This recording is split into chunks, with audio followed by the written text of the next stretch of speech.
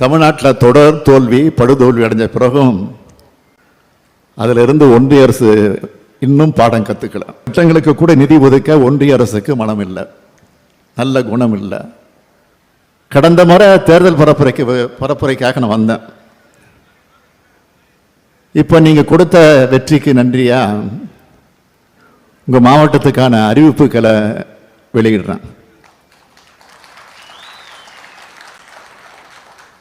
51 கோடி ரூபாய் செலவில் அரூர் அரசு மருத்துவமனையோட உட்கட்டமைப்பு வசதிகள் மேம்படுத்தப்படும். கடந்த சட்டமன்ற தேர்தல் பரப்புரையின் போது கொடுத்த வாக்குறுதியான தருமபுரி வெண்ணம்பட்டி சாலையில் புதிய ரயில்வே மேம்பாலம் 38 கோடி ரூபாய் செலவில் அமைக்கப்படும். மோபிரிப்பட்டி தொட்டம்பட்டியை இணைச்சு அரூர் பேரூராட்சி அரூர் நகராட்சியா தரம் உயர்த்தப்படும். பஞ்சப்பள்ளி ராஜபாளையம் அணைக்கட்டுகள் 5 கோடியே 50 லட்சம் ரூபாய் மதிப்பீட்டில் புனரமைக்கப்படும். சிட்லிங் அரசனத்தம் பகுதியில் பழங்குடியினர் உற்பத்தி செய்யும் ராகி, சாமை, வரகு ஆகியவற்றை மதிப்பு கூட்டு பொருளாக்க கிடங்கு மற்றும் பொது செயலாக்க மையம் அமைக்கப்படும். தீர்த்தமலையில் துணை வேளாண்மை விரிவாக்க மையம் அமைக்கப்படும். இப்போ இந்த விழா நடந்துகிட்டு இருக்கக்கூடிய இடத்துல பாளையம்புதூர் அரசு மேல்நிலைப்பள்ளியில் பழுதடைந்த நிலையில் இருக்கிற 4 வகுப்பறைகள் அதன் பழமை மாறாமல் புதுப்பிக்கப்படும். இந்த 7 அறிவிப்புகளோட இன்று காலை எனக்கு வரப்பெற்ற இந்த பகுதி மக்களுடைய கோரிக்கைகளை ஏற்று மொத்தம் 15 அறிவிப்புகள் இன்னும் கொஞ்ச நேரத்தில் வெளியாகிடும். மக்களிடம் செல், மக்களை பற்றி அறிந்து கொள்ளும், மக்களுக்காக செயல்படும். இதுதான் பேரறிஞர் அண்ணா, அதே போல் நம்முடைய முத்தமிழறிஞர் கலைஞரும் எங்களுக்கு சொன்னது. இதுதான் அவங்க எங்களுக்கு போட்டு கொடுத்த பாதை, வழிகாட்டு நெறிமுறை.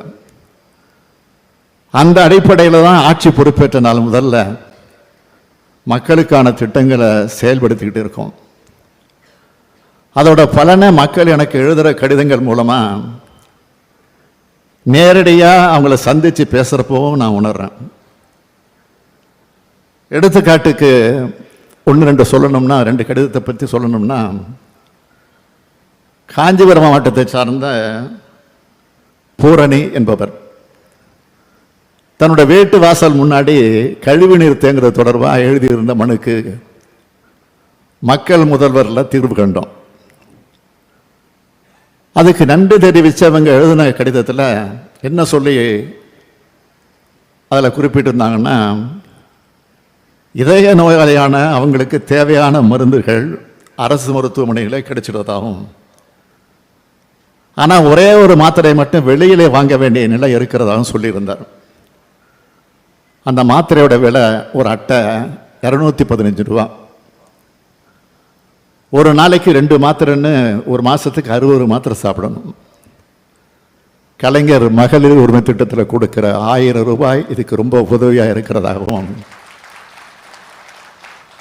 கடந்த 8 மாதமாக இந்த தொகையில் தான் மருந்து வாங்குறதாகவும் அந்த கடிதத்தில் அவங்க சொல்லியிருந்தாங்க. அடுத்து தூத்துக்குடி மாவட்டத்தை சார்ந்த ஜீனி வேதமுத்து என்பவர் எழுதின கடிதத்தில், கடந்த 20 ஆண்டுகளாக செப்பனிடமாக இருந்த கைலாசபுரம் செட்டியூரணி சாலையை சீரமைச்சு கொடுத்ததுக்கு நன்றி சொல்லியிருந்தார். சொன்னதை செய்வோம், செய்வதைத்தான் சொல்வோம்னு தலைவர் கலைஞர் சொன்னார். இந்த திராவிட மாடல் அரசை பொறுத்த வரைக்கும் சொல்லாததையும் செய்வோம், சொல்லாமலும் செய்வோம். பெரிய பெரிய திட்டங்களை மாவட்டத்துக்கு தேவையானதை திட்டமிட்டு செஞ்சுக்கிட்டு தரோம். பொதுமக்களோட தனிப்பட்ட கோரிக்கைகளையும் கேட்டு செயல்படுத்தி கொடுக்கறது மூலமாக எல்லோரும் மனநிறைவு அடையும் ஆட்சியாக நம்மளோட கழக அரசு செயல்பட்டு வருது. பல்வேறு நலத்திட்டங்கள் மூலமாக ஒவ்வொரு வீட்டுக்கும் ஏதாவது ஒரு பயன் கிடைச்சி அதில் அவங்க பலன் அடைஞ்சிக்கிட்டு இருக்காங்க. அதே மாதிரி மக்களுடன் முதல்வர் திட்டத்து மூலமாக யாருக்கும் எந்த குறையும் இல்லை என்ற நிலையை உருவாக்க நாங்கள் இப்போ பாடுபட்டுக்கிட்டு இருக்கோம். இப்படி மக்களுக்காக செயல்படுறது எதிர்க்கட்சிகளுக்கு பொறாமையும் எரிச்சலையும் ஏற்படுத்துது. அதனால அவதூறுகள் பொய் பிரச்சாரங்கள் மூலமாக இந்த ஆட்சி கெட்ட பேர் ஏற்படுத்த நினைக்கிறாங்க. வாக்களித்தவங்க வாக்களிக்க மறந்தவங்க என்ற எந்த வேறுபாடும் பார்க்காம எல்லா மக்களுக்குமான அரசாக நாம் செயல்பட்டுக்கிட்டு வரோம். ஆனால் இதே பெருந்தன்மையை மற்றவங்க கிட்ட பார்க்க முடியல. தமிழ்நாட்டில் தொடர் தோல்வி படுதோல்வி அடைஞ்ச பிறகும் அதிலிருந்து ஒன்றிய அரசு இன்னும் பாடம் கற்றுக்கல. தமிழ்நாட்டின் முக்கிய கோரிக்கையாக இருக்கக்கூடிய மெட்ரோ ரயில் போன்ற திட்டங்களுக்கு கூட நிதி ஒதுக்க ஒன்றிய அரசுக்கு மனம் இல்லை, நல்ல குணம் இல்லை, பாடம் கற்றுக்கிறதுக்கு நினைப்பும் இல்லை. தன்னுடைய 10 வருஷ காலத்தில் தமிழ்நாட்டில் எந்த ஒரு பெரிய திட்டமும் செய்யலை. ஒன்றிய அரசு என்பது விருப்பு வெறுப்புகளை கடந்து எல்லா மக்களுக்குமான பொதுவான அரசாக செயல்படணும் என்பதை இனியாவது அவங்க உணர வேண்டும்னு தமிழ்நாட்டு மக்கள் சார்பில் கேட்டுக்கிறேன். திமுகவை பொறுத்த வரைக்கும் நாங்கள் மக்கள் கூட இருக்கோம். மக்களாகி நீங்கள் எங்கள் கூட இருக்கீங்க. இதுதான் எங்களுடைய வெற்றியின் ரகசியம். இதுதான் தமிழ்நாட்டு வளர்ச்சியின் ரகசியம். மக்களுக்கு உண்மையாக இருந்து உண்மையாக வளர்ச்சியை உருவாக்குவோம். இந்தியாவோட முதன்மை மாநிலமாக இருக்கிற தமிழ்நாட்டை உன்னதமான சிறந்த மாநிலமாக உருவாக்கி காட்டுவோம் என்ற உறுதி கூறி என் உரையை நிறைவு செய்கிறேன். பாதகம் செய்பவரை கண்டால் நாம் பயங்கொள்ளலாகாது பாப்பா, மோதி மிதித்து விடு பாப்பா, அவர் முகத்தில் உமிழ்ந்து விடு பாப்பா. அண்மை செய்திகளை உடனுக்குடன் தெரிந்து கொள்ள இணைந்திருங்கள் இயம்நாடு தொலைக்காட்சியுடன்.